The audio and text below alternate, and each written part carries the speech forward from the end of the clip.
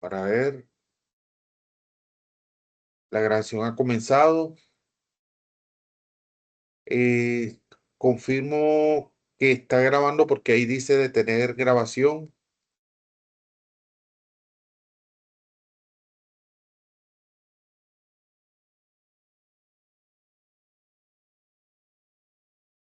¿Qué más? Ahora me debo compartir pantalla. Comparte pantalla. Comparte pantalla. Voy a compartir toda la pantalla. Ahí se está compartiendo toda la pantalla. Les agradezco. Son tan amables de confirmar que pues están viendo la pantalla. Están viendo lo que yo estoy viendo. Alguien, por favor, confirme si están viendo todo lo que estoy mostrando. Yo por acá lo ¿Cómo? estoy. Sí lo está viendo. Sí, señor. Sí. Ok, listo. Pues Sí. entonces, con uno que ya lo vea, significa que los demás lo ven. Bueno, listo. Pues voy a hacer un breve, rápido resumen de lo que vimos la vez, el primer día. ¿Y sabe por qué lo voy a hacer? Porque no quedó grabado. Yo de pronto ese día tenía tal nivel de embolate que olvidé. Yo siempre estoy pendiente. Es la primera y única presentación que he hecho que no he grabado. Todas las presentaciones del 2022 las grabo y las publico ahí en YouTube, en un canal que tengo por ahí. Bueno, vamos sin tanto preámbulo, vamos a hablar de lo que charlamos en la otra pasada. Lo voy a hacer para que quede grabado. Y como yo le comenté que iba a partir en dos partes esta presentación, era como para primero entender esta primera parte, cómo calcular unas cargas, cómo obtener unos valores que se necesitan. Es una cuestión de mucha lógica básica. Recuerden cómo es ese, porque es que yo coloco estas imágenes como para que nos acordemos cómo es la situación que tenemos ahí. Permítame unos segundos. Voy a utilizar este lápiz, un puntero láser. Recuerden cómo es esta situación aquí. Tenemos el Boss Colbert, ¿sí ven? Y aquí está el suelo. Se supone que los carros cuando vengan tienen que pasar y bajar por aquí. Entonces, obviamente, la lógica indica que no pueden volar por todo esto. Hay que rellenar esto por lo general siempre se rellena con zahorra. Véanlo, digamos, desde un ángulo, una imagen que me proporcionaron, me levanté por ahí. Es posible que más de uno lo tenga, pero así es que se ve el Boss Colbert, cómo está construido. Y pues aquí vienen los carros, suben y pues obviamente tienen que bajar. Em, Aquí un concepto, pero ya esto es muy personal de mi parte. Esta opción yo no sé de dónde la sacaron los señores de Parque Heredia, pretender una vía de este calibre pasar a través de este barrio que prácticamente si tú lo ves desde arriba, prácticamente tendría que comerse todas estas casas. Bueno, en fin, ese no es el tema de de esta presentación, pero lo que necesito es que vean la figura del Boss Colbert y cómo está ella cimentada en el suelo. No se sabe a qué profundidad tendrá la cimentación, pero ella debe estar cimentada 2 o 3 metros abajo, o 4 metros, ahí debe estar con su cimentación. Lo puse aquí más cerca como para que se vea más claramente y que tenemos que buscar la manera de que los carros cuando lleguen aquí bajen. Esta imagen que está aquí es vista desde arriba la solución que pretende hacer el personal de Parque Heredia. Véanlo cómo viene desde Parque Heredia. Yo creo que yo les comenté las coordenadas para no hablar de norte, sur, ni este y oeste. Esta zona apuntando hacia a la zona del- de la glorieta ¿cómo es que se llama? Ciudad Jardín, es la parte norte. Si tú apuntas hacia Parque Heredia, es la parte sur. Esta zona que es hacia la izquierda, la Carolina, es la parte occidental y aquí este terreno que está vacío es la parte oriental. Entonces vamos a hablar más bien norte, sur, occidente y oriente para no hablar izquierda y derecha porque eso, hablar izquierda y derecha se puede uno pegarnos a confundir. Entonces estamos claros que en la dirección norte está Ciudad Jardín, en la parte, en la mirada sur está Parque Heredia, al occidente está La Carolina y al oriente está el lote ese vacío. ¿Ya? Entonces, en la vista que tenemos aquí, ya dicho eso, hacia abajo el oriente, hacia arriba es el occidente, donde está el barrio La Carolina, hacia la izquierda es el sur y hacia la derecha se ve la solución hacia el norte, es decir, en dirección a la glorieta de Ciudad Jardín. Se ve claramente, es que yo no entiendo, o sea, uno en ingeniería ve unas cosas, yo no comprendo cómo, por ejemplo, el box va en una dirección, pero les toca prácticamente como esquivar las casas de la Carolina. Prácticamente si siguieran la misma tendencia, tocaría, como les dije, casi que llevarse algunas casas. Les toca correrse un poco. Y esta pendiente que ven aquí, yo no sé si lo alcanza a ver, dice 11%. Esa es la solución que se tiene formalmente. Pero tengo entendido que la profesora Gertrudis les dice a ustedes que ustedes tienen que generar una solución del 8%. Me parece que es así. Esto siempre es un relleno. Esto siempre es un relleno y hacia el occidente, es decir, la parte norte, la parte de arriba de la imagen, hacia el occidente, viene una vía que, si ustedes conocen esa vía, nadie pasa por ahí, pero en algún futuro va a pasar. Esa vía es la que viene prácticamente colindante con el canal, esta vía que prácticamente nadie, o sea, es decir, el que pasa por ahí es que de pronto necesita hacer un cruce de un lado a otro, pero cuando ya se esté la solución, pues ya va a empezar a usarse. El que salga de aquí de pronto va a querer salir por otra vía. Es decir, ese barrio La Carolina que se ve calmado va a tener una actividad importante porque muchos de los carros que pasen por aquí va a llenar este paso vehicular, pero también van a querer buscar salir por este lado. A ese barrio le va a pasar algo muy parecido a lo que le pasó al barrio La Concepción, que era un barrio tranquilo y ahora con todas esas salidas de vías ya dejó de ser tranquilo un barrio y ahora se convirtió en una vía principal, esa calle, esa carrera y carrera uno y carrera 2 del barrio La Concepción. Bueno, entonces vamos a analizar bien entonces la geometría de lo que estamos trabajando. Así se debe ver más o menos el Boscolver. Ahí está el Boscolver. Se supone que ese es el relleno del suelo que está ahí circundante. Suelo arcilloso, arcillo arenoso, que es la gran mayoría de los suelos que están casi circundantes por ahí.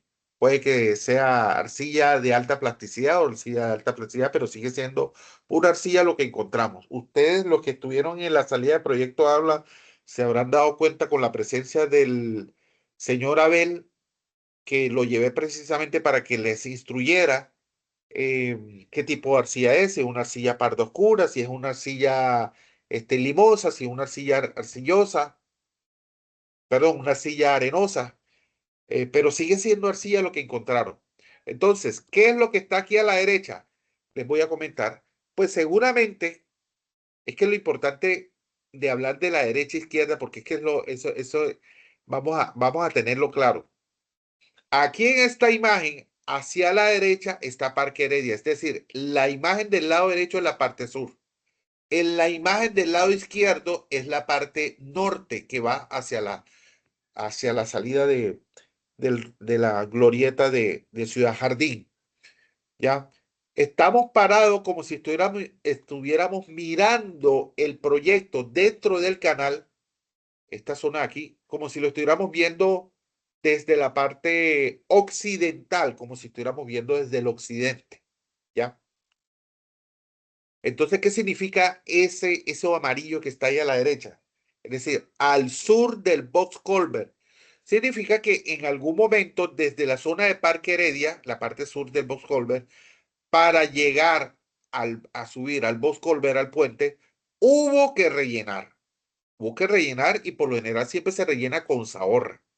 Es decir, no es un material de buenas características, sino Es un material de relleno. Solamente lo que se necesita es como para subir de nivel. No necesita ser un gran material.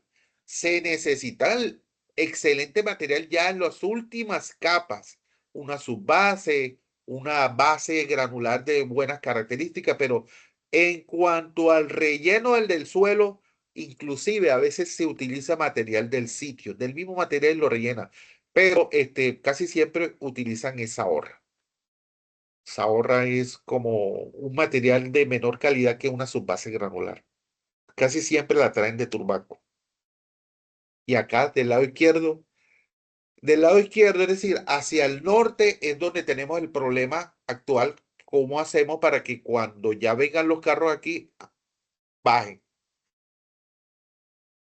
Entonces, yo coloco esta imagen como para concentrarnos en la parte izquierda, es decir, la parte norte, porque la parte sur que está hacia Parque Heredia ya está solucionada, ya está construida, ya en teoría los carros ya suben ahí, es una pendiente muy suave.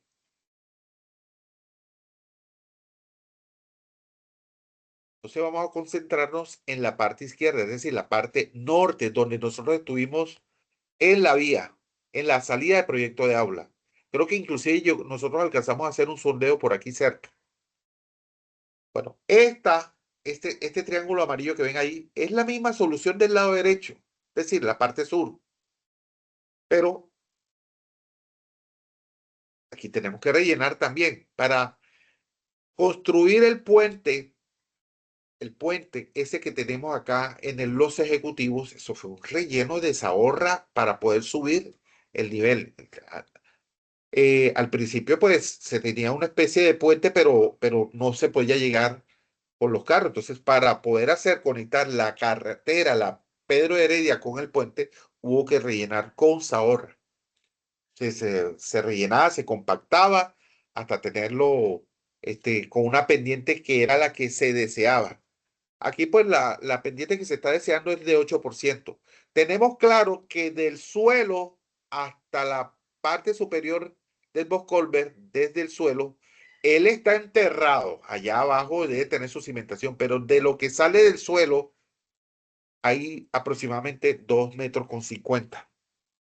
Si tenemos 2,50 metros y sabemos que la pendiente que nos están pidiendo es del 8%, eh, pues los porcentajes de una pendiente los sacas tú con la altura Y dividido entre la distancia horizontal en X, multiplicado por 100, eso es el 100. Y con eso logras tú tener el porcentaje. Cuando las dos alturas son iguales, es decir, 250 y 250, pues aquí esta división da 1 y entonces la pendiente da 100%. Cuando da la misma 250 y 250 y da el 100%, ese es un talud de 45 grados. Es decir, que la máxima representación de pendiente es de 45 grados, el 100%.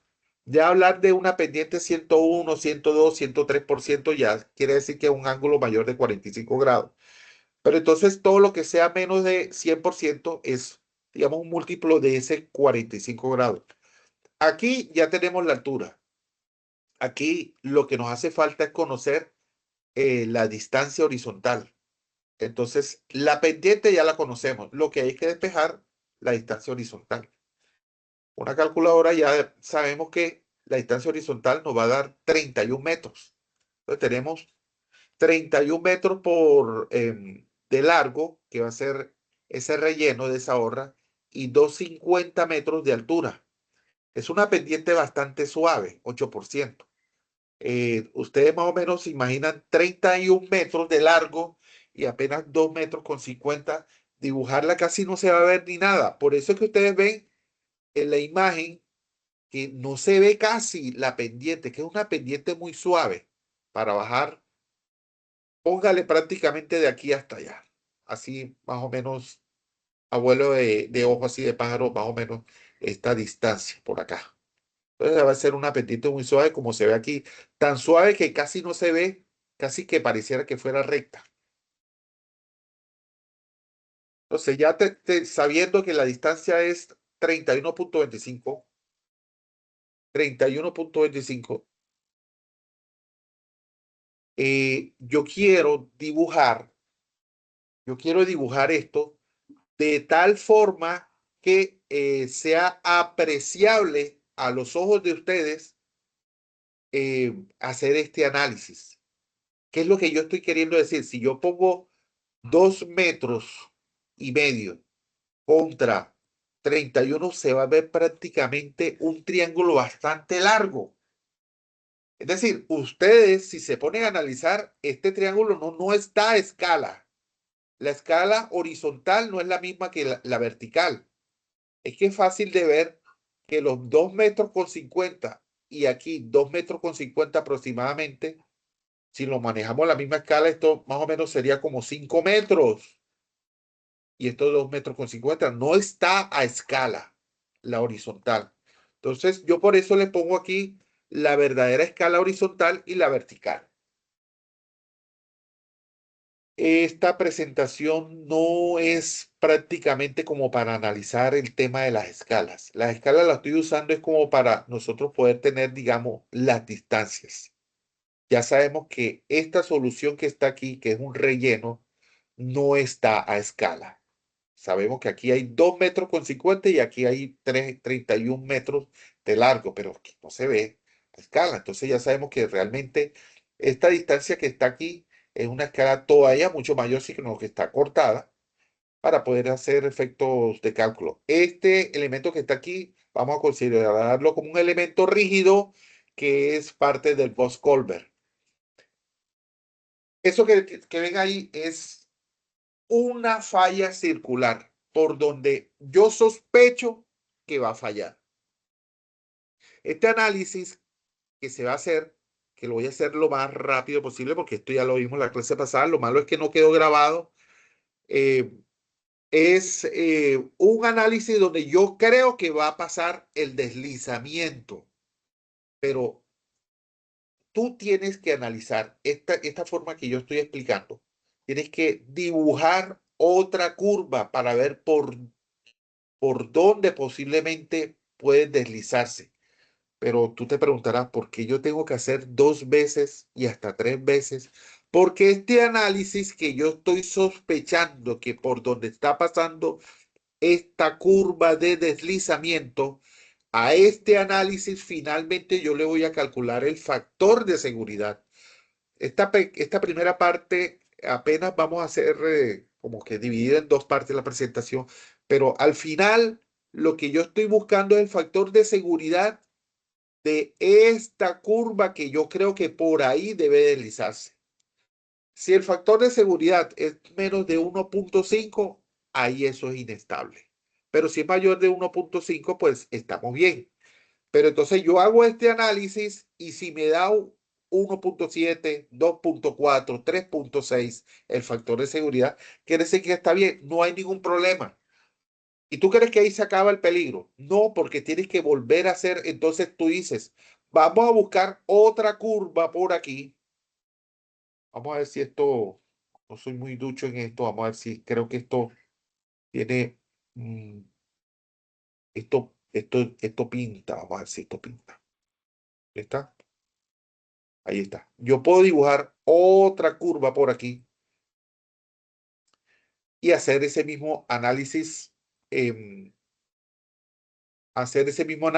vamos a aprender a hacer hoy, pero con esta nueva curva. Ahí me quedó ahí terrible.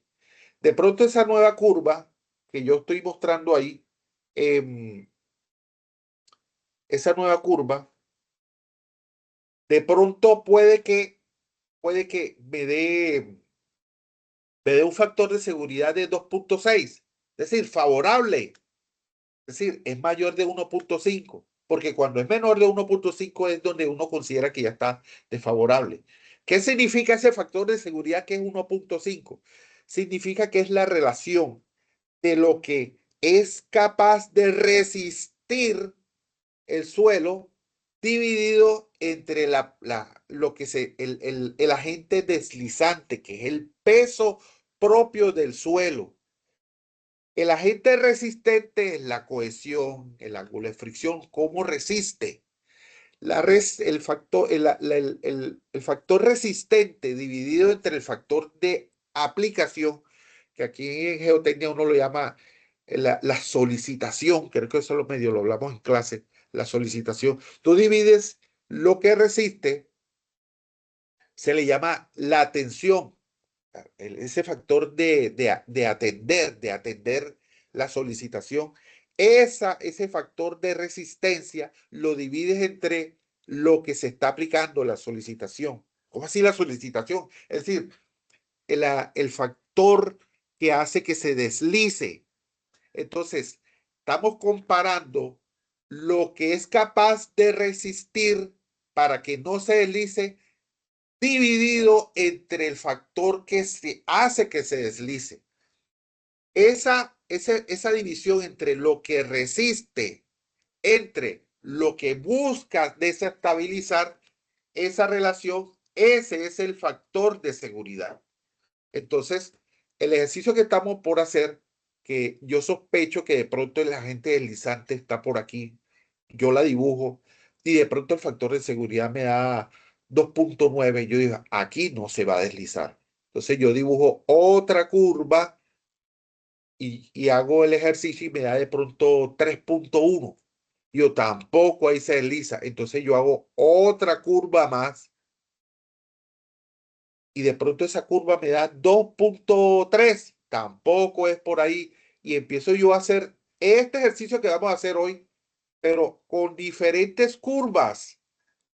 Entre más curvas yo haga, mejor, porque yo lo que estoy buscando es dónde se va a deslizar. De pronto esta que acabo yo de dibujar me da un factor de seguridad de 1.7. Yo digo, sigue siendo favorable.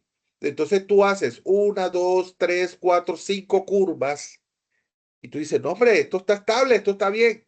Y de pronto un día tú te antojas y voy a hacer una última curva, voy a hacer esta.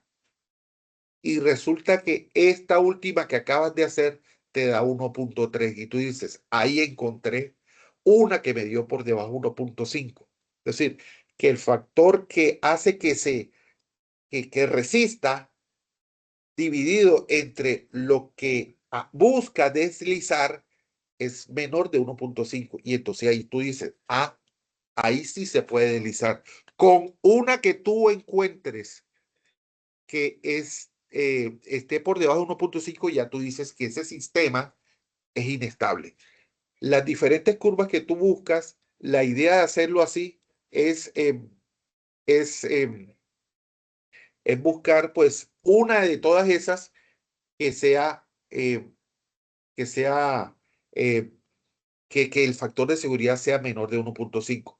Si tú haces 20 o 30 o 40 y no le encuentras, tú puedes decir, te cansas y dices, no, pero eso es muy estable. Pero decir 20, 30 o 40, sí, eso no es tan sencillo como si fuera fácil hacer 20 o 30 o 40 o 50 curvas y hacer este análisis que vamos a hacer. Con un solo análisis ya te darás cuenta que es un proceso bastante complejo. Lo primero que tienes que hacer es dividir ese sistema en diferentes pedazos. Entre más pedazos, mejor. Si tú vas a dividirlo en cuatro pedazos, es decir, uno, dos, tres, cuatro, es decir, cinco pedazos, pues el análisis es menos preciso. Si lo vas a dividir en 20 pedazos, pues el análisis es más preciso. Pero por lo general uno lo divide en 10 pedazos como para efectos académicos, porque hacerlo en 20 pedazos es desgastante. Hacerlo en 30, hacerlo en 100, eso es un desgaste. Ya de por sí hacerlo en 10 pedazos es bastante, pero hacerlo en 3 pedazos, por ejemplo, este pedazo aquí, este otro pedazo aquí, pues lo puedes hacer, pero entonces no va a ser tan preciso. Por lo general uno agarra y lo divide en 10 pedazos. ¿Qué tenemos aquí? El suelo arcilloso que encontramos allá. Aquí vuelvo y les recuerdo que es el muro ¿cómo es que el Boss Colbert y este es el relleno. Pero tú lo divides en 10 pedazos todo el sistema. Pero hay una parte del pedazo número uno que no se conecta con el suelo, pero hay una parte del pedazo número dos que tiene parte de esa y parte de suelo natural. Lo mismo ocurre con el pedazo 3, el 4 y el 5. El pedazo número 7 no se conecta con la Zahorra, el 8, el 9 y el 10 no se conecta. Pues no se conecta porque yo elegí esa curva. Pero si, por ejemplo, yo hiciera esta otra curva, hiciera este análisis, pues, y si lo divido en estos mismos pedazos que están aquí, yo lo voy a dividir, por ejemplo, en uno, dos, tres, cuatro, cinco pedazos. El pedazo número uno tiene una parte zahorra y un pedacito en suelo. El 2 tiene zahorra y suelo, el 3 tiene zahorra y suelo, pero el 4 y el 5 no tendría. Les voy a comentar algo. Y una cosa también se complica si, si llegase el punto en que este suelo de aquí abajo fuera diferente. Digamos, fuera un, una arcilla de alta plasticidad. Póngale, que esté con una humedad bastante alta. Entonces ya tendríamos, si para esta curva que yo tengo este primer pedazo, uno pues solo se ahorra, pero ese segundo pedazo solamente es se ahorra con la arcilla arenosa, ¿ya? Pero este pedazo 3 sería la ahorra con la arcilla arenosa con la arcilla de alta plasticidad, ya sería un pedazo C, ya tendrían 3 pedazos.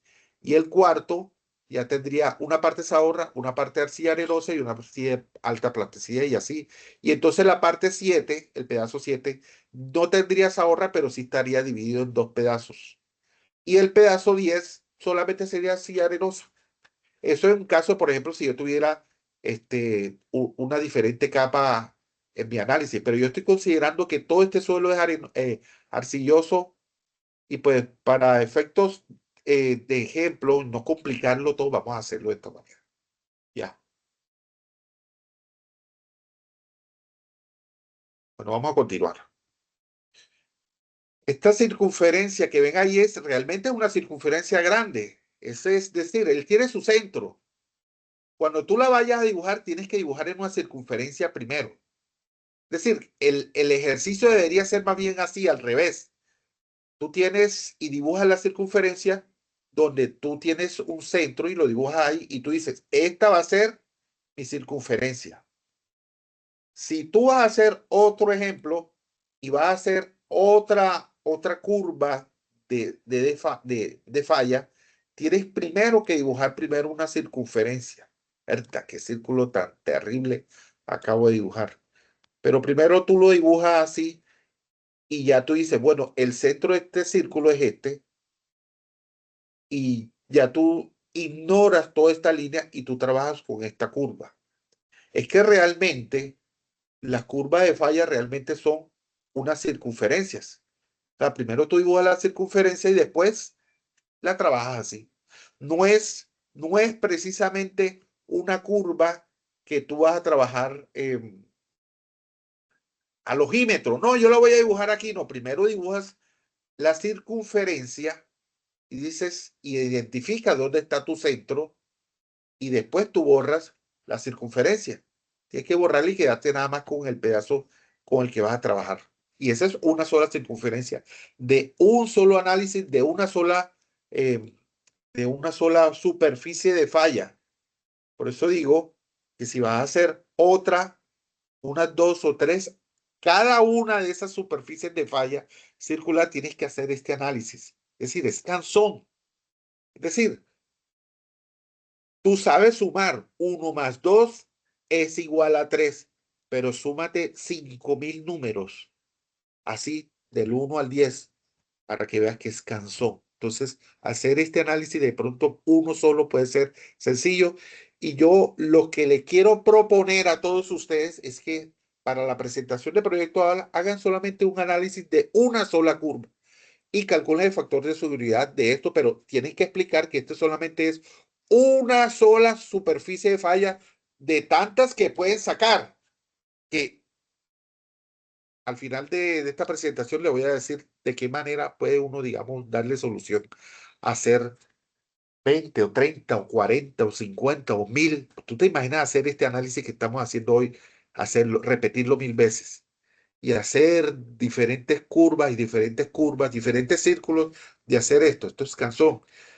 Apenas con 10 pedazos. ¿Tú te imaginas que te pongas a hacer 20 o 30 pedazos así en cada una de las curvas? Eso es infinito. Ya yo me imagino que con esto que acabo de decir, ustedes deben sospechar que para eso entonces mejor se crea un software. Bueno, entonces ya tenemos la circunferencia y lo tenemos de esta forma.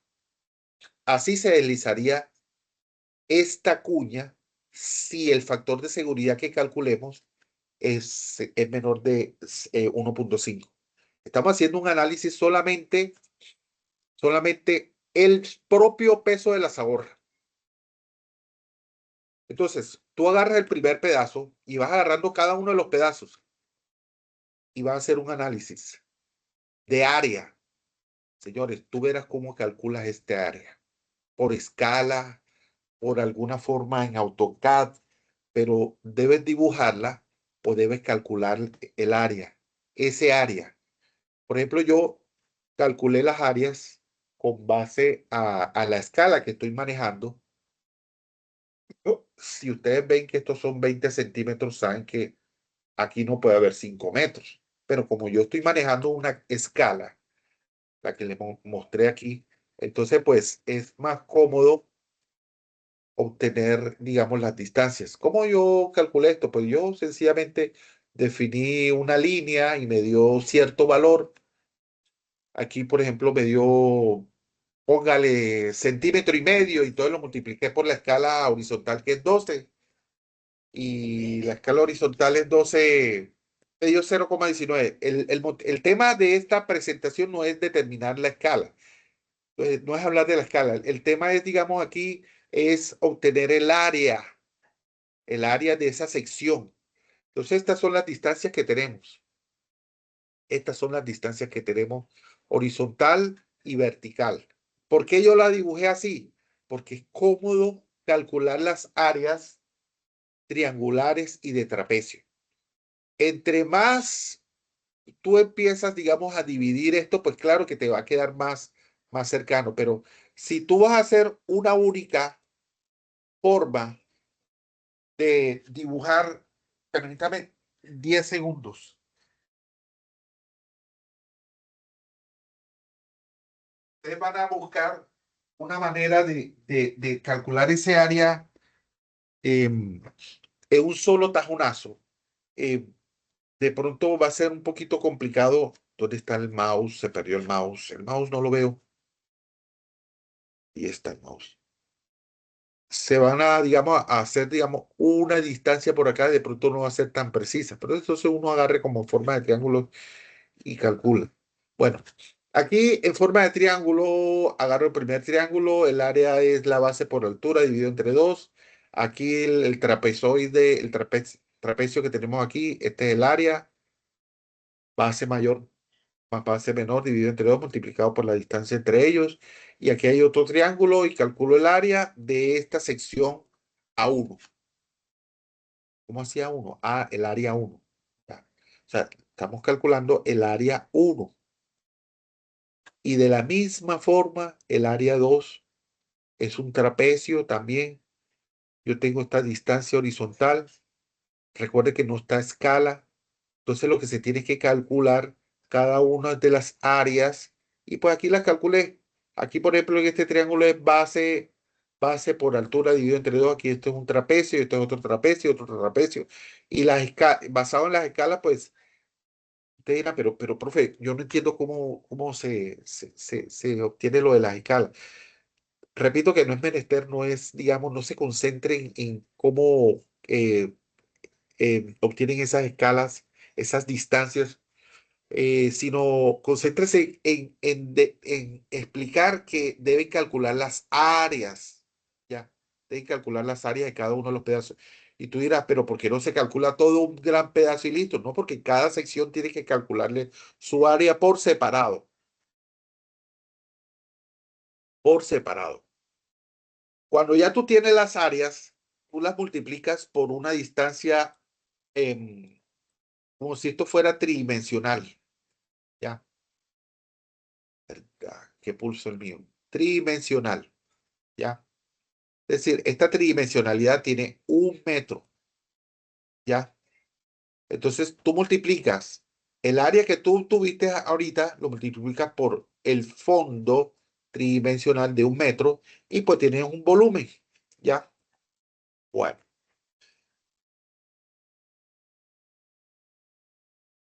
casi todos los análisis de taludes y de diseño de muros son de ese estilo. Primero tú haces un análisis, ¿cómo se le llama esto? Un análisis de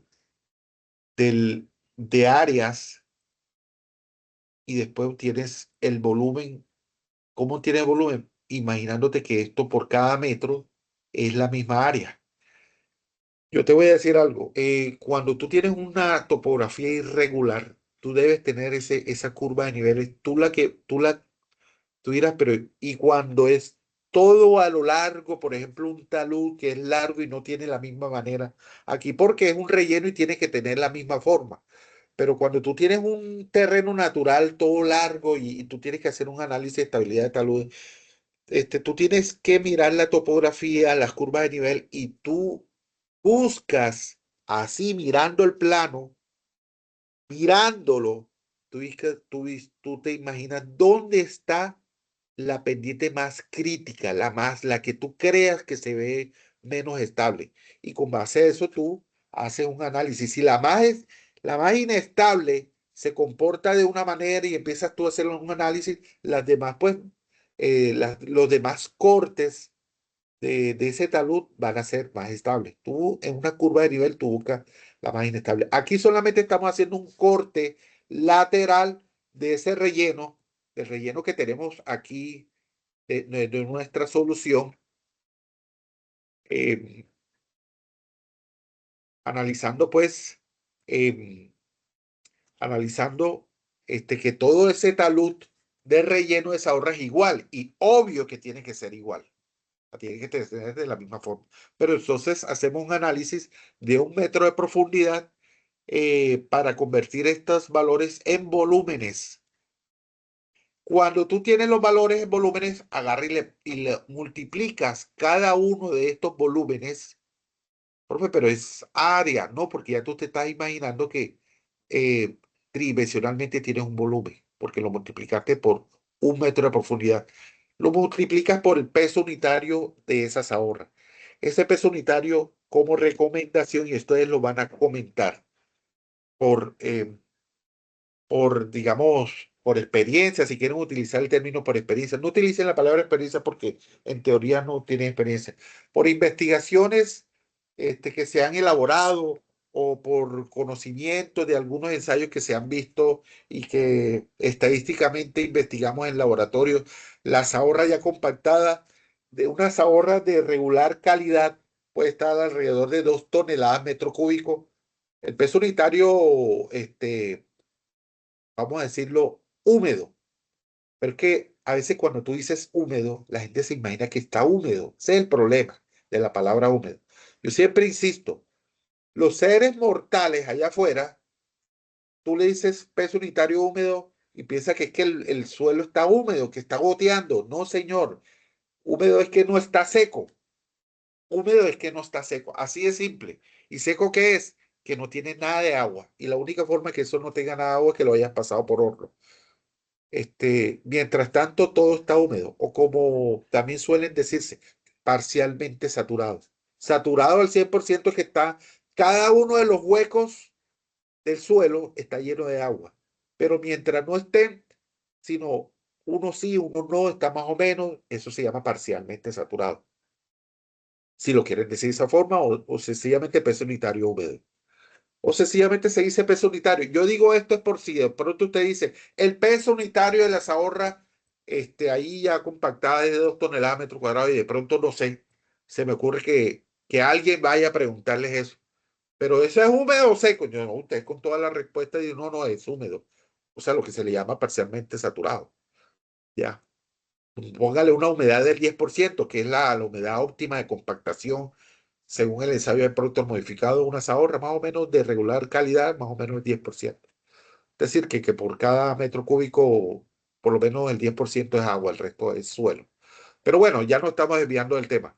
Entonces, ya tú teniendo el peso unitario de 2 toneladas, pues cada uno de estos volúmenes lo multiplica por el peso unitario. Recuerda en bachillerato que peso unitario, o con lo que llamamos en el bachillerato la densidad, es peso sobre volumen. Peso sobre volumen, tú tienes ya densidad igual peso sobre volumen. En el bachillerato le decíamos densidad. Aquí ya en la universidad le llamamos peso unitario, pero sigue siendo peso sobre volumen. Pero ya tú tienes el volumen y ya tú tienes el peso unitario. Pues si tú tienes peso unitario igual peso sobre volumen y necesitas el peso, tienes que despejar el peso. El peso para despejarlo quedaría entonces peso igual peso unitario por el volumen. Entonces, si tú pesas, tú multiplicas el peso unitario por el volumen, te da el peso. Ya. Y es de lógica. Si tú tienes tantos metros cúbicos de un material, lo multiplicas que por el peso unitario, pues te va a dar el peso. Entonces, al tenerlo, ya tú tienes el peso de cada uno de estos pedazos. Ah, pero falta la parte de abajo. La parte de abajo es la misma historia. Tú vas a calcular las áreas de cada uno de estos pedazos. Tú no tienes que detenerte a decir, es que estas son las distancias, porque ¿cómo es que se llama? La escala. Debido a que esta escala, pues obviamente no representa la distancia horizontal, no es la misma, la distancia vertical no es la misma horizontal. Pero para efectos de que se vea el triángulo, yo lo dibujé así sin escala y pues estamos pues analizando cada uno de los pedazos y le estamos calculando las áreas. Esto es desgastante, esto es fastidioso. Imagínate, apenas esto es nada más para una sola curva. Y eso que nada más estamos agarrando 10 pedazos. ¿Te imaginas agarrar 20 o 30 pedazos? Pero tampoco te la vas a tirar de flojo a agarrar solamente 3 pedazos. Lo puedes hacer, pero entonces no va a ser tan preciso. Entonces, por lo general, los ejemplos así prácticos siempre agarran 10 pedazos. Para efectos académicos, por decirlo así. Entonces, la misma historia, si lo multiplicas por la profundidad, pues tienes un volumen. Lo que necesitas saber es el peso unitario. Óigame, chicos, el peso unitario de ese suelo es 1,8 toneladas. Casi siempre todos los suelos cartageneros están alrededor de 1,8. Pero si tú quieres, digamos, decir de dónde salió eso, también puedes comentar, no, sí, basado en unas experiencias de algunos laboratorios, pero de estas sí ustedes sí tienen experiencia. El semestre pasado ustedes hicieron el ensayo de compresión simple y yo los puse a ustedes a agarrar.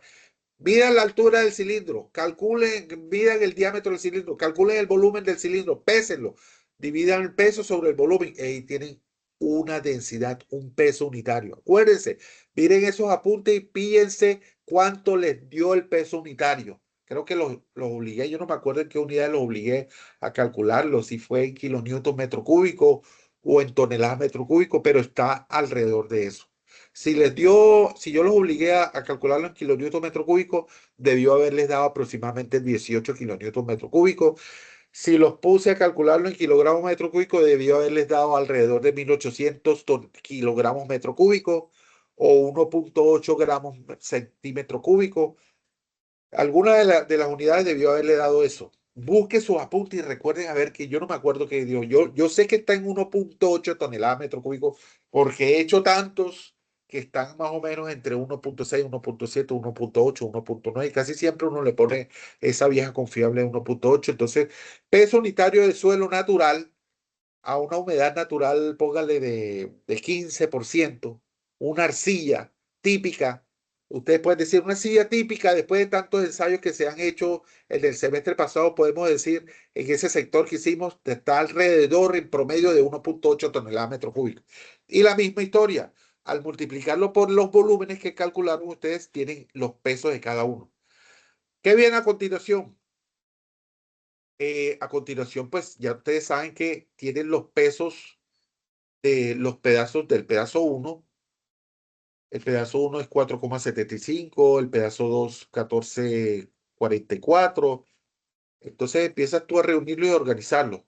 El pedazo uno tiene solamente sección de Sahorra y el 2 tiene una parte de sección de Sahorra y de suelo. La sección B del pedazo 2 me dio 3,8, que es este pedazo aquí. pero en la sección, en la primera sección, 4,75. Uy, ahí se me escachó, era toneladas. Tenga muy presente eso, que ya si son pesos, son toneladas. 4,75 toneladas, 14,44, 8,82, y ahí está como resumido eso, ¿ya? Es decir, el pedazo uno tiene partes ahorra, el pedazo 2 tiene ahorra y suelo, ahorra y suelo, ahorra y suelo natural, me refiero, subrasante.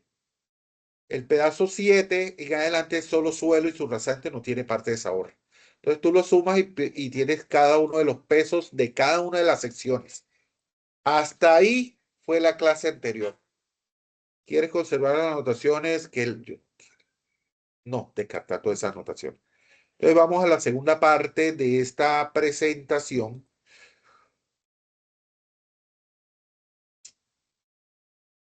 Déjame echar un vistazo por aquí. Qué locura estamos hablando hoy. Vamos a quitar esto. Esta cosa, esto molesta. Voy a seguir mirando. Esto está grabando. Esto está grabando. Esto está grabando. Sí, ahí está grabando. Yo lo voy a dejar en YouTube para las personas que no lograron entrar, pues puedan ver toda la paja que hablo. Bueno, vamos a continuar con la segunda parte de esta clase. Debería existir una tercera parte que dijera estabilización de taludes, cálculo de factores celulares con cargas vehiculares, pero vamos a hacer solamente el análisis sin cargas vehiculares. Seguimos. Esto ya sabemos que hay que analizar que es una circunferencia que nosotros elegimos. También sabemos que esta circunferencia, esta superficie, es una de tantas circunferencias que yo puedo elegir. Yo elegí una, pero yo puedo elegir otra, puedo elegir tres o cuatro y ya y me canso y ya paro. Pero puedo elegir 30, 40, 50 y dedicarme, no sé, 3 meses haciendo cada uno de esos. Me vuelvo loco. Como si sumáramos 5.000 números, con solo 5.000 números de un solo dígito. Y eso es cansón. Y te puedes hasta equivocar de tanto número. Mira, Excel. No, señor, yo me refiero a agarrar hojita y que te lo muestren así, 5.000 números y tú ponerte a sumar uno a uno. O sea, así de cansón es eso. Bueno, ¿qué es esa línea verde? Pues nosotros tenemos que hacer un análisis de momento. Momento, el momentum es básicamente un brazo, una distancia multiplicado por una fuerza. Trata de imaginarte tu brazo, tu hombro, y levanta un peso con tu mano, con la mano estirada. Tú estás generándole un momento a tu hombro. Estira tu brazo y levanta algo. Ese algo, póngale 3 kilos que tú estás levantando, está generándole un momento a tu hombro. Es que si a ti te hablan de fuerza, de peso, 3 4 kilos, tú lo entiendes. Pero cuando te hablas de momento, tú dices, bueno, ¿y eso cómo se entiende? Es como una rotación, pero no es rotación. Es una entidad física que le estás generando a tu hombro asociada a una rotación. Se llama momento. Entonces, si tú analizas en tu codo y levantas 3 kilos, tú ves la distancia de tu codo hasta tu mano, hay una distancia, entonces tú le estás generando, cuando levantas esos 3 kilos, tú le estás generando un momento a tu codo. No, ya no se lo estás generando al hombro. Es el codo cuando tú levantas una pesa en un gimnasio y empiezas a levantar los 3 kilos ahí y solamente levanta es del codo hacia la mano, pues le estás generando un momento es ¿cómo es que? Al codo, ¿ya? Si tú vas a mover tu mano solamente en la muñeca y vas a levantar algo en la punta de los dedos, ¿ya? Le estás generando un momento a la muñeca. ¿Cuál es el momento? El momento sería igual a la distancia de la muñeca hasta la punta del dedo multiplicado por el peso de lo que tú estás moviendo. Así de simple. Entonces, en el ejemplo del hombro, sería entonces con la mano estirada levantando esos 3 kilos y el momento que le estás generando al hombro sería la distancia desde tu hombro hasta la punta de los dedos levantando esos 3 kilos, ¿ya? Ese sería un momento cuando estás haciendo ese giro. Eso. Entonces todo depende, el momento depende del eje donde tú estás haciendo el giro. Entonces, por lo general, estos análisis de estabilidad de taludes se hace desde el centro geométrico de tu círculo que tú elegiste. Por eso es importante ubicar dónde está el centro. Para el primer pedazo está una distancia. Ajá, pero ¿y por qué uno no genera la distancia hacia abajo? Señores, hacia abajo no está generando momento, pero lateralmente, horizontalmente sí. Este pedazo genera un peso hacia abajo. Entonces esto es como si fuera tu brazo y aquí está el peso. ¿Ya? Entonces está haciendo un giro hacia abajo. Gira, trata de girar hacia abajo. ¿Ya? Entonces este pedazo está generando un momento que es la multiplicación de esta distancia horizontal, que la calculé yo por las, por la, ¿cómo se llama? Por la escala. Por la escala. Entonces, no es menester ponerse a hablar de la escala, sino por escala, ustedes resumen así, por escala esta distancia de este pedazo está en el centro, desde el centro del pedazo, centro geométrico, más o menos aproximadamente 16,65 una distancia, ¿ya? Entonces tenemos este primer pedazo genera un momento de esa distancia. El segundo pedazo también, pero de todo el bloque, todo ese pedazo 2 tiene un peso. Lo sacamos en la anterior presentación. El peso es la sección A de esa horra más la sección B de suelo natural. Y hay una distancia horizontal más o menos de 14,12 metros que está generando un momento. Este es el brazo tuyo y este es el peso de todo el pedazo. Lo mismo con la sección 3 tiene una distancia como si fuera tu brazo aguantando este peso de las dos secciones. La sección 3A y la sección 3. La sección 3A de esa horra y la sección 3B de suelo natural. Ya calculamos el peso total de esta sección 3. Lo mismo con la sección 4, calculamos el peso en la anterior presentación y ahí yo estoy calculando la distancia de tu brazo. Por eso es que es interesante para explicar el momento, presentarlo como si fuera tu brazo. Si estás levantando 3 kilos, pues le estás generando un momento a tu hombro. Aquí es imaginario el eje y entonces tú te imaginas que este es un peso y este es tu brazo, lo estás manteniendo horizontal y va a hacer este efecto de giro aquí. Va a ser un efecto de giro. Entonces tú necesitas el brazo y el peso. Te voy a decir algo, tú no necesitas girar tu brazo para que se genere un momento. Con solo tener los 3 kilos aguantados y tenerlo de forma horizontal, ya le estás generando un momento. El momento no es porque tú giras, es la intención del peso a hacerte girar tu hombro. Eso es lo que se le llama el momento. No porque ya lo giraste, ya se está generando el momento, sino tú mantenerlo horizontal ahí, ya tú generas un momento de solo mantenerlo horizontal porque el peso está queriendo hacer girar tu brazo, está queriendo hacer girar tu hombro para que se baje. Entonces, esa sensación en tu hombro es el momento, ¿ya? Otra cosa es el dolor de mantenerlo ahí, esos 3 kilos ahí mantenidos en el brazo, eso es otra cosa, ¿ya? Lo mismo para la sección 5, lo mismo para la sección 6, pero adivinen qué pasa con la sección 6. La sección 6 gira en otro sentido. Entonces, si en el sentido que estamos haciendo girar es positivo, ya este brazo de este lado es negativo. Este brazo también es negativo, este brazo es negativo, este brazo también es negativo. Ahí están las distancias. Pero, profe, ¿pero por qué es negativo? Porque tú estás concentrando de que el giro que va a hacer esto aquí hacia abajo, va a hacer mover este brazo. Por ejemplo, tú decís que va a ser en el sentido de las manecillas del reloj. Tú vas a decidir que el movimiento de este análisis de este brazo Todo lo que se mueva en el sentido de la manecilla del reloj va a ser positivo.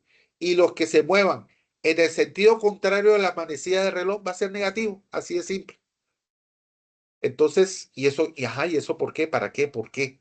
Porque resulta que esto van a ser desestabilizar, va a ser peso para que eso se destabilice. Pero los de este lado van a ayudar a que no falle esta cuña. Es de lógica. Todo esto van a hacer generar un peso, pero de alguna manera el peso de esta va a hacer que genere un efecto contrario. Es decir, estos nos van a ayudar. Los de este lado va a hacer que se deslice, pero los de este lado van a ayudar a que no se deslice por el peso. Pero no tanto es el peso, por el momento. Este momento, estas distancias son negativas y va a generar un momento negativo. Que sea positivo o negativo, señores, eso depende de dónde tú eliges tu punto de giro, ¿ya? Si tú hubieras elegido un punto de giro acá, entonces tú empiezas a calcular todos los momentos aquí. Entonces todos van a girar en cierto sentido, pero no es como cómodo trabajar en este. Por lo general, siempre tú eliges el centro donde gira todo el talud, ¿ya? Bueno, siendo así, se explica por qué los brazos de las secciones 1, 2, 3, 4, 5 son positivos, pero de la sección 6 en adelante son negativos. Recuerden estas secciones, los pesos y los pesos totales de cada uno de ellos. Eso lo vimos en la presentación anterior.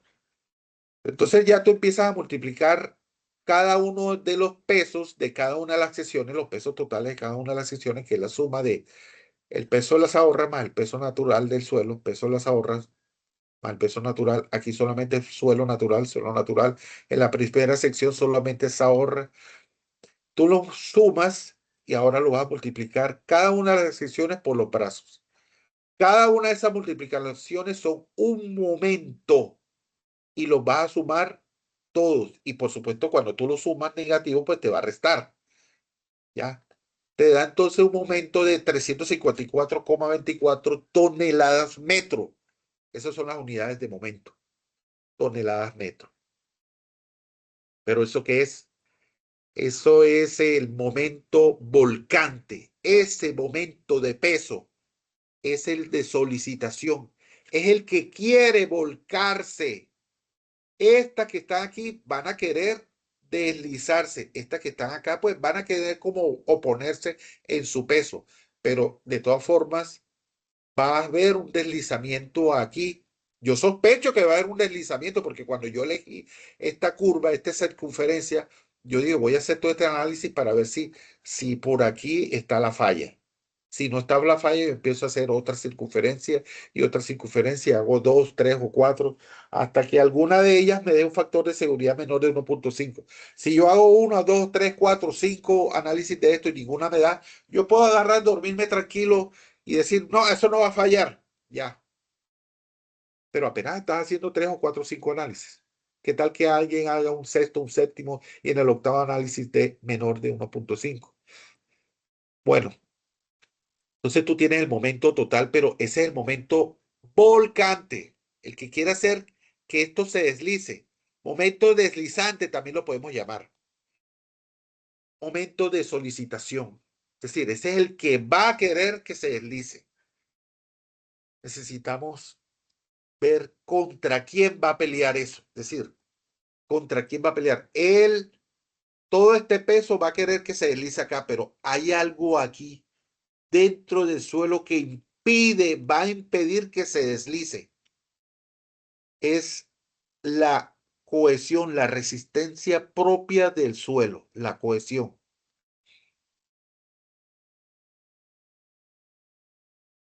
Pero necesitamos saber algo. Necesitamos saber el área de esta curva dentro.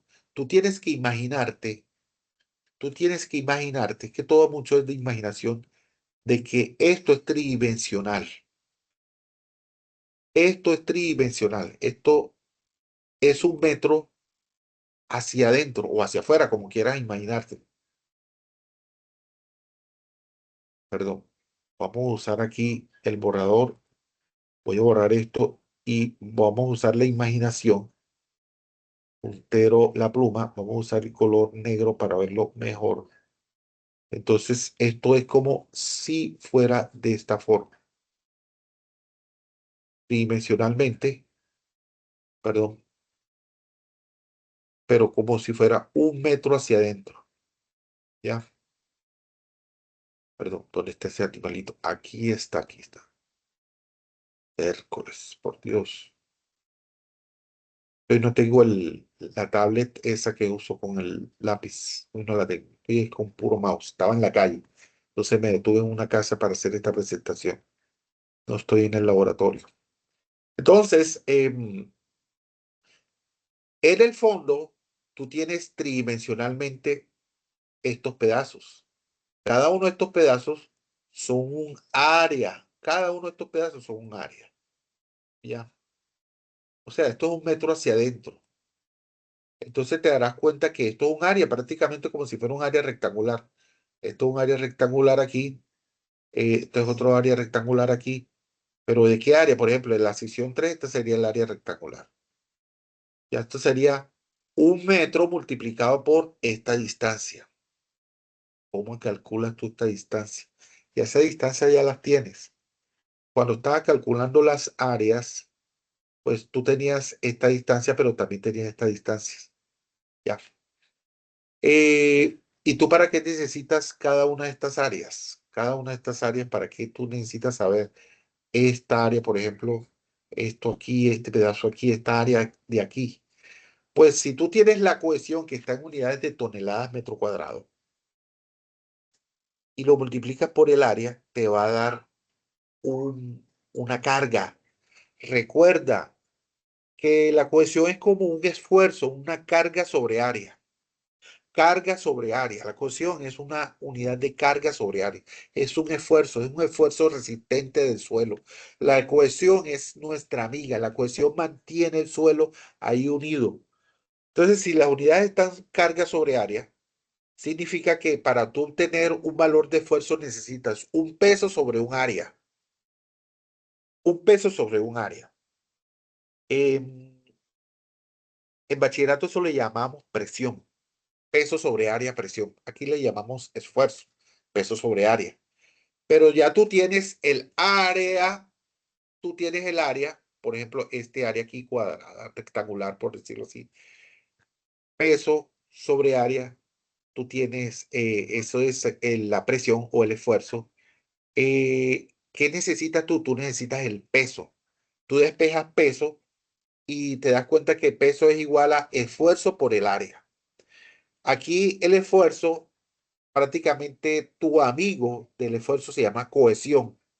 Entonces tú multiplicas la cohesión por el área. ¿Cuál área? La que tú tienes de tener esta distancia multiplicado por 1 metro de profundidad. Bueno, vamos a borrar ya todo esto para que ya estoy casi terminando. Ya estoy casi terminando. Ya, ya estoy casi terminando.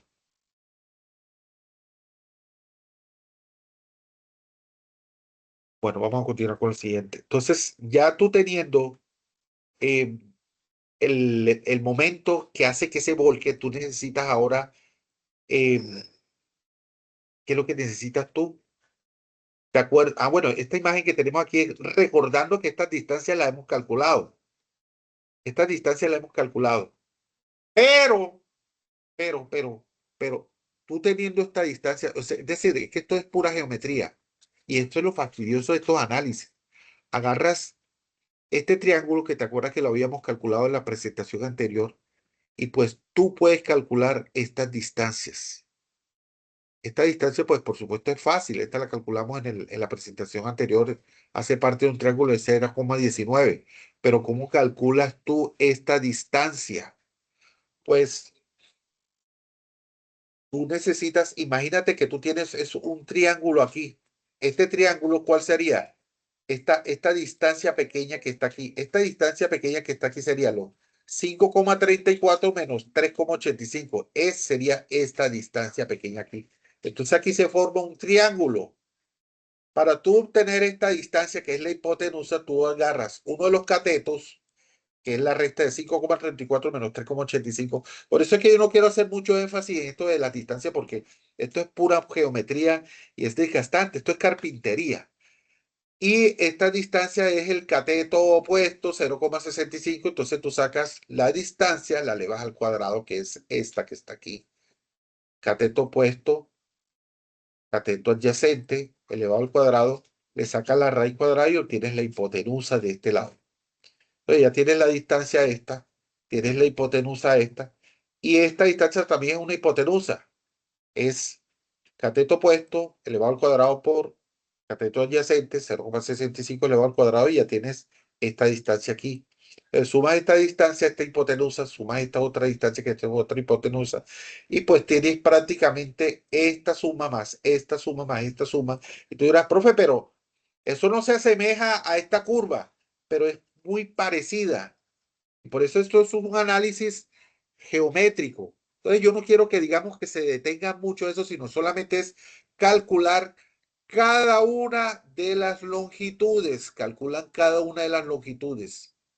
Solo que esto se calcula geométricamente. Esto es desgastante. Y esto es apenas nada más una circunferencia.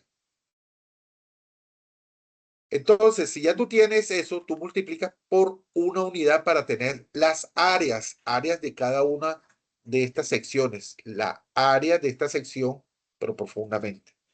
Luego, eh, multiplicas por la cohesión. Aquí tú puedes detenerte y decir, bueno, es que la cohesión la sacamos nosotros de un ensayo de compresión simple. ¿Y eso de dónde lo sacamos? Bueno, nos hicimos un ensayo de compresión y nos dio 18 toneladas. Busquen del semestre pasado. Yo recuerdo que el semestre pasado a ustedes les dio un ensayo de compresión simple como de 3 kilogramos centímetro cuadrado. Es decir, eso es como 30 toneladas metro cuadrado. Profe, pero entonces, ¿de dónde saca usted esas 18 toneladas? Si a nosotros cuando hicimos ese ensayo nos dio un valor alto. Yo recuerdo que yo les dije que es que realmente tú no debes hacer ensayo de compresión simple con esas muestras sacadas con el toma, muestra de tubo partido. Esas son muestras alteradas. Te va a dar muy alto. Por eso es que existe la toma de muestra inalterada con tubo Shelby, con tubo de pared delgada, tubo muestra inalterada. Y pues esos valores casi siempre son más realistas.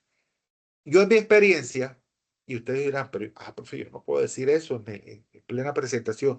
Entonces, estadísticamente, con base a unos ensayos que se hicieron en el semestre pasado, pueden decir, el valor del ensayo de compresión simple, inclusive lo puedes sacar con base a los números de golpes.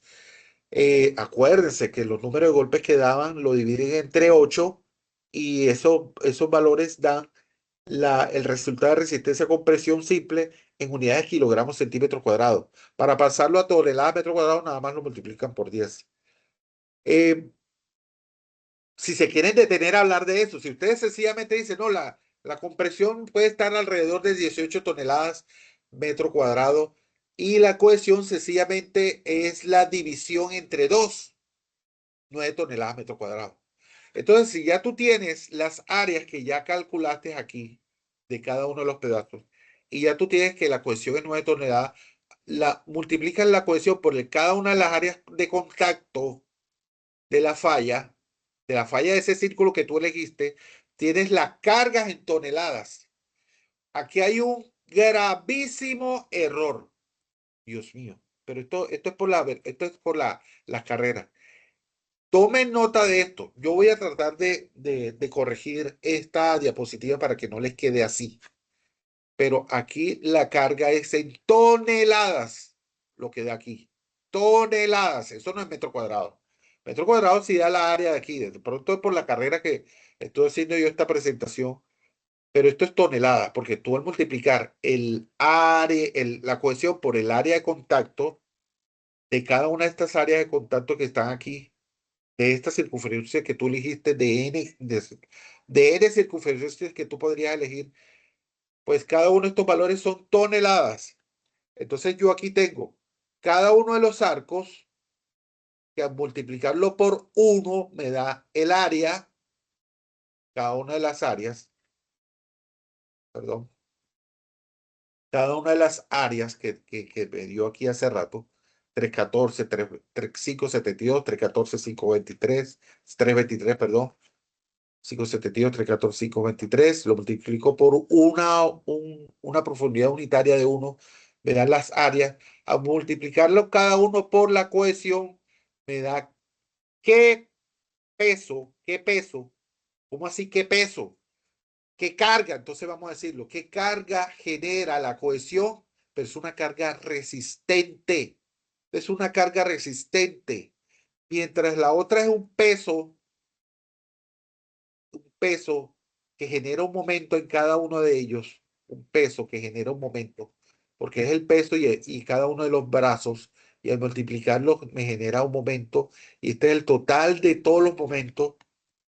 Aquí yo estoy calculando es eh, la carga generada por la cohesión, pero es una carga que también tiene un momento.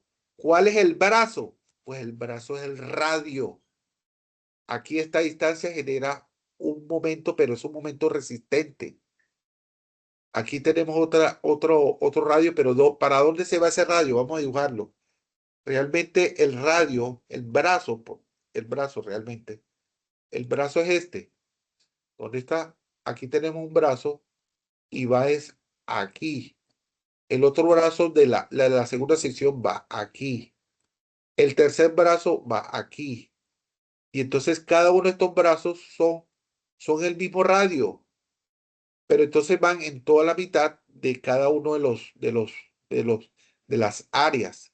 Entonces tengo una carga que se asocia a un peso, pero es un peso que es amigo, que es resistente. A mí no me gusta hablarlo como si fuera un peso porque ya tú te imaginas que es algo que está pesando. Es más bien una carga resistente que está en toneladas. Pero entonces esta carga resistente también tiene un brazo que genera un momento resistente. Entonces tú empiezas a multiplicar cada uno, tú empiezas a multiplicar cada uno de los brazos del radio por cada una de las cargas resistentes producto de la cohesión. ¿Cómo así de la cohesión? La cohesión es de 9 y lo está multiplicando por el área de contacto de esa circunferencia. Área por la cohesión nos da una carga. Esa carga la multiplica por el brazo que es un radio y te da un momento. Ese momento es resistente. Es decir, se opone, va en dirección contraria al, ¿cómo es que se llama? Al, al efecto al efecto de, em, al efecto del deslizamiento del propio peso. Óigame, y ustedes dirán, ¿y por qué aquí después de este lado no es negativo? Vean que ustedes agarran este brazo y van en esta dirección. Para mí, en este análisis, todo lo que va en esta dirección, en sentido contrario, lo voy a llamar un momento positivo. Profe, pero hace rato era en el sentido contrario, era negativo. No, porque es que en el otro análisis era un análisis solamente de este momento de peso, ¿ya? Pero aquí estamos haciendo un análisis solamente para la cohesión y aquí yo voy a decretar que todos los en esta dirección son positivos y los que vayan acá son negativos. Entonces, cada uno de todos estos momentos van en esta dirección porque se supone que se oponen al, al peso, a la forma como se va a friccionar, se va a mover el talud. Entonces, todos son positivos, todos los multiplicas positivamente, cada una de las cargas, sumas y te da un momento resistente. Momento resistente debido a la cohesión.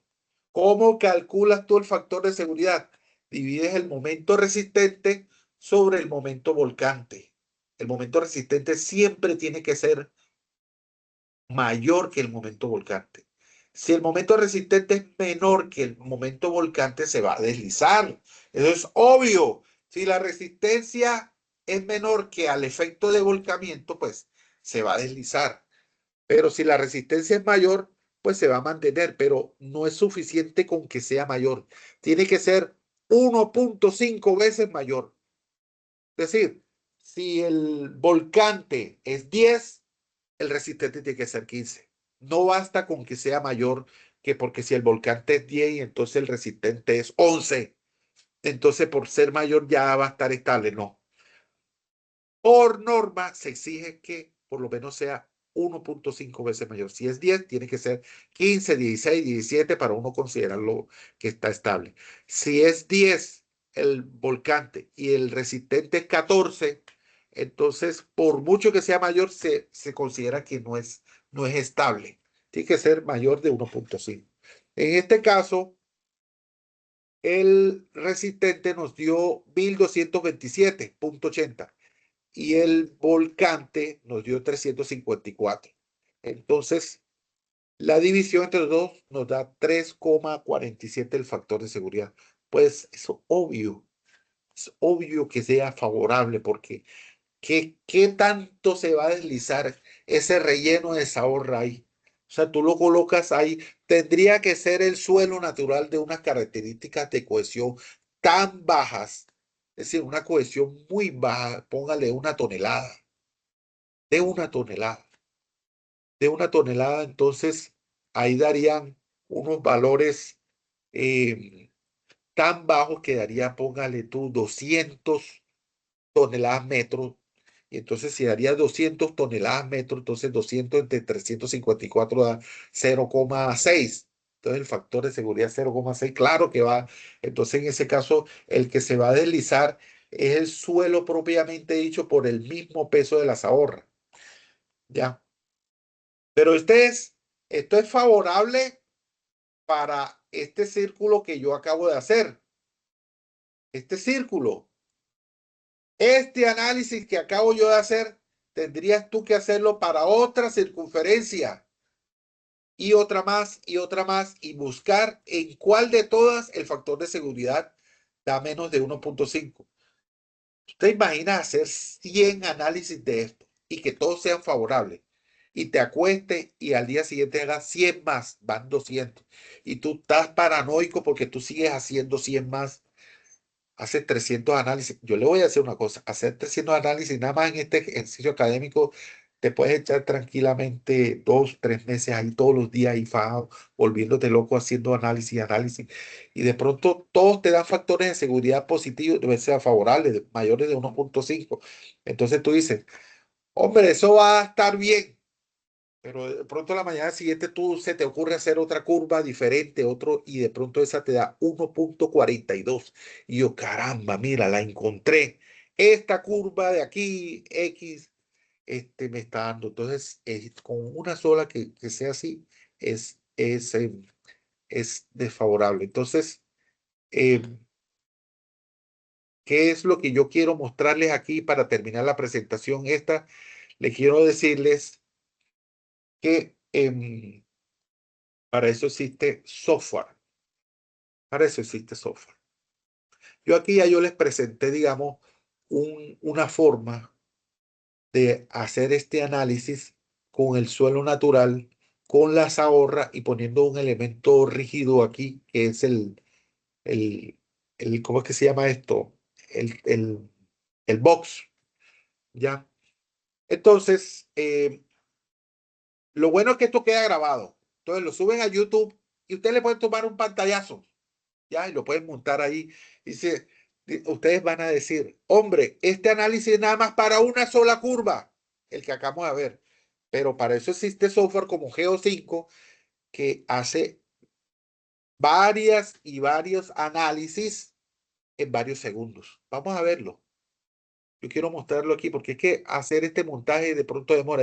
El tema no es el montaje, el tema es ver cómo Geo5 hace estas diferentes curvas en varios segundos. Vamos a hacer en 3, 2, 1. Eso lo hace en unos cuantos segundos. Eso no demora nada. Vean, él empieza a hacer, buscar, buscar y él empieza a buscar y él está buscando.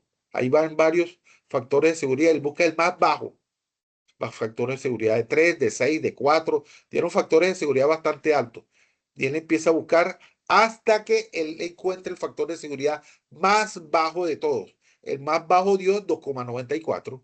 Pero si se dieron cuenta, él empieza a buscar y le da factores de seguridad de 6, de 4, de 5. ¿Qué hace este análisis de Geo5 que no dura nada? Lo único que hace es buscar es el factor de seguridad más bajo. Si hay algún factor de seguridad menor de 1,5, aquí saldría en rojo, el talud no es estable, no es aceptable. Pero aquí el más bajo de todos los factores de seguridad dio 2,94. Aquí en mi análisis de una de tantas circunferencias, el factor de seguridad de una de las tantas posibles me dio 3,47, 3,5.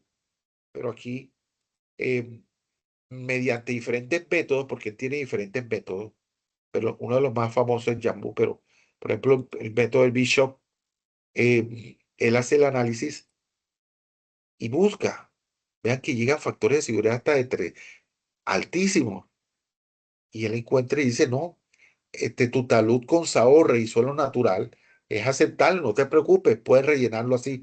Las dimensiones tú empiezas a ubicarlas y colocarlas.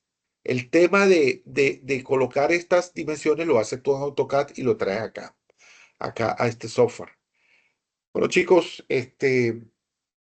hasta aquí esta presentación. Voy a volverlo a hacer, digamos, en otro método eh, para analizar. Yo quiero que vean cómo él va buscando. Él va buscando las diferentes y, y sigue encontrando que 2,9 es, voy a buscar en esta forma. Y yo quisiera que ustedes vean cómo él va buscando los centros. Él va generando diferentes, él va buscando diferentes centros de diferentes circunferencias. Puede hacer miles o cientos en varios segundos y ya. Y él encuentra el factor de seguridad más bajo. Ya. Entonces, chicos, dejemos hasta ahí por hoy. Y pues voy a buscar la manera de que esta presentación quede montada en YouTube para que rápidamente ustedes, tengo entendido que tienen de 7 a 12, tienen 7, 8, 9, 10, 11, 12, tienen 5 horas para montar el trabajo. Tomen pantalla, tomen pantallazos, organicen, de acuerdo a sus palabras, de acuerdo a su entendimiento. No les da tiempo de volver a ver la presentación, pero la presentación de pronto es corta. Yo creo que yo la empecé a ver yo la empecé a grabar a las 5:45. Es una presentación como de hora y cuarto. Entonces, detengo aquí la presentación para que ya empiece bueno, yo aquí lo que hice fue parar compartir. Voy a más bien a detener la grabación y listo, se detuvo.